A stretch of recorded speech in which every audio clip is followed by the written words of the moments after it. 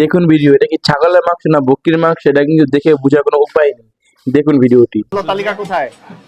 হুম এটা কি বিনামূল্যে বিক্রি করছেন? 1100 লিখছেন কোথাও? মূল্য তালিকা নেই। এটা কিসের মাংস বলেন তো? এটা পাঠির মাংস। পাখির মাংস বিক্রি করছেন, খাসি বলে বিক্রি করছেন। এই মূল্য তালিকা দেন নাই কেন? 1100 টাকা, এটা তো লিখতে হবে, আইনে বলা আছে। পাখির মাংস এখানে এটা লিখে আপনাকে দিবেন। ঘোষণা দিতে হবে যেটা পাখির মাংস। অনেক সময় তো কেউ ভাবতে পারে এটা খাসির মাংস, ভাবতে পারে না। অনেকে তো নাও চিনতে পারে, বুঝতে পারে, কারণ আপনি তো জবাই করে কিনেছেন। বোঝার উপায় আপনারা নেই। কি খাসি মনে করে কিনেছেন, কিন্তু আপনি তো পাখির মাংস বিক্রি করছেন। পাখির মাংস হলে তো মূল্য আরো কম। দেখছেন? খাসির মাংস একরকম মূল্য, পাখির মাংস আর একরকম মূল্য, একরকম তো না। আপনি বলছেন পাঠির মাংস, আর উনি কিন্তু কিনেছে খাসির মাংস জেনে। দুইটা কিন্তু একই জিনিস না। বোঝার কোনো উপায় নেই। আইনের প্রতি শ্রদ্ধাশীল না।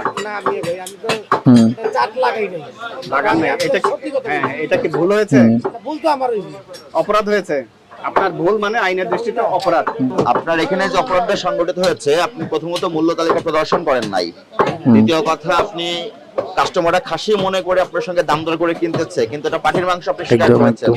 অপরাধ স্বীকার করেন, আমি চাট লাগাই নাই, আমি দোষী না। দোষী।